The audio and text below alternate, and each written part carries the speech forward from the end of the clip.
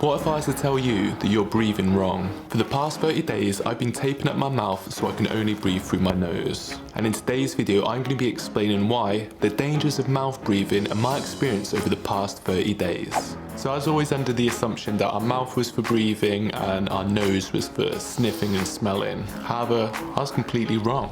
So the mucus and hair in our nose actually works as a filtration system. This stops toxins and pollutants coming in, and more importantly, it warms up the air before it reaches our lungs. And this is important for lowering blood pressure and regulating our heart. So when we mouth breathe, we don't have any filtration system. We're taking in all the toxins and pollutants that are around us, and more importantly still, the air is entering into our lungs cold. And this is causing a myriad of problems. This causes sinus problems, dental problems, cardiovascular problems, and problems with our sleep. I personally have sinus problems, messed up teeth, and I've been having trouble sleeping the past couple of years, so this is definitely affecting me. And according to the research, about 61% of people are mouth breathers, so this could be affecting you too. So there's this guy called James Nestor who came up a lot while I was researching for this video, and he ended up funding his own experiment. It was just 2 people, but for 1 week they only breathed through their mouth, and then for the next week they only breathed through their nose, and the results for the research were pretty dramatic, and he wrote about it in this book called Breath. So I'll link James Nestor below for anyone who's interested in diving deeper into the scientific world of nasal breathing. But on this channel, I'm all about experiencing things for myself and sharing my experience, so that's what we're going to do now. So how does mouth breathing impact our sleep? So if you're someone who regularly snores, wakes up with a really dry mouth, or really struggles to get out of bed in the morning, there's a high chance that you're a mouth breather. Being a mouth breather when you sleep basically means your sleep's not as rejuvenating as it can be. Also, if you're a snorer, not only is it annoying for anyone who's in the vicinity around you, what I found out is that when you're snoring, because your breathing is so abnormal,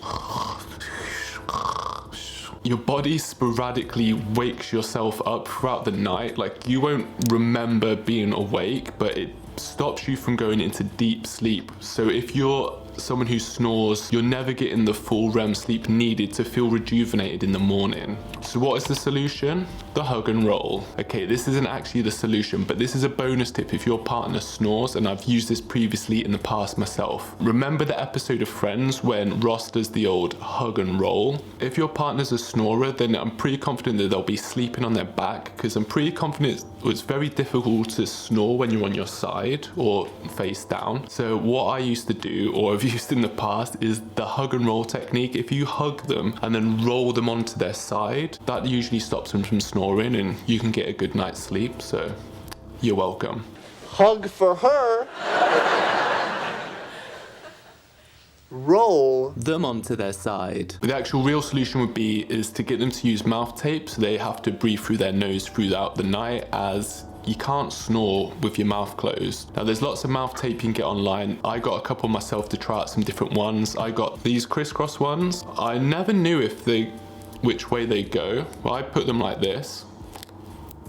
And to keep your mouth closed, you can still talk when they're on, and you can still breathe through your mouth. The purpose isn't to completely stop you from breathing, it's a reminder to keep your mouth closed throughout the night. But I actually prefer these ones. I got these ones for a joke because I thought they looked hilarious, but I find I find that they work better than the cross ones. So it's just like a pair of lips. These mouth strips as well, they're like £4, £3 for like 3 months worth, so they're pretty cheap, but you could also probably just use, in hindsight, like a bit of sellotape and put it over your mouth. So now let's talk about the 30 days I've had my mouth taped up. I actually felt worse wearing the mouth strips. I nearly stopped doing this challenge, but looking online, apparently there's like an adaptation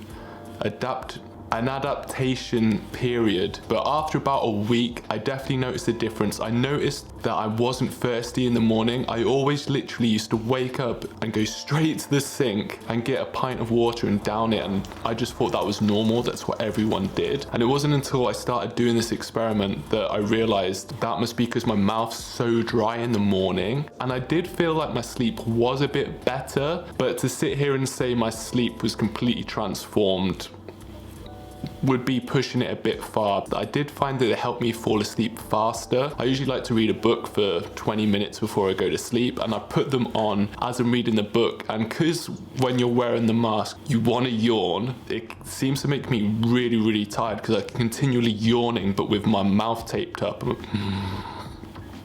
So I find they actually help me drift off to sleep a lot quicker. I also combine this with some other sleeping apparel. I think the most important if you're considering trying this is nasal strips.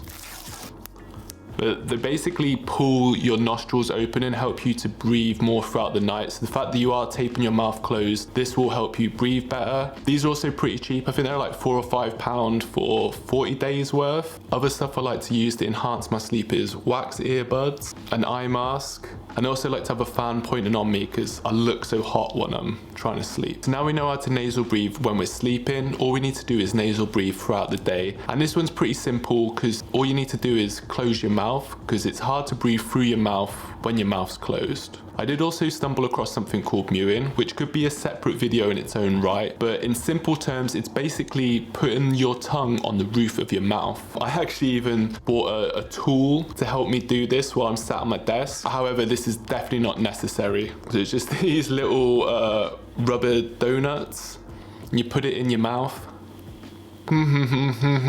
However, as I say, you just really need to have your mouth closed, but apparently mewing is better for nasal breathing purposes and has some other benefits as well. So it could be something that you may want to try yourself throughout the day, and it can also stop those awkward candid pictures you can have taken of you when you've got your mouth open. And finally, for nasal breathing, if you're someone who's into sports, specifically endurance sports, breathing through your nose can be highly beneficial from a performance standpoint. Breathing through the nose is shown to aid in maintaining heart rate through exercise to increase endurance and decrease time to overall fatigue. However, breathing through your nose while exercising is extremely difficult, especially the more fatigued you get, and it's something I've been trying to practice at home on my stationary bike. Alright, so that's going to be it for another video. If you enjoyed this video, you might also enjoy one of my other 30-day challenges I'll put right here. Thanks for watching, I'll see you in the next one.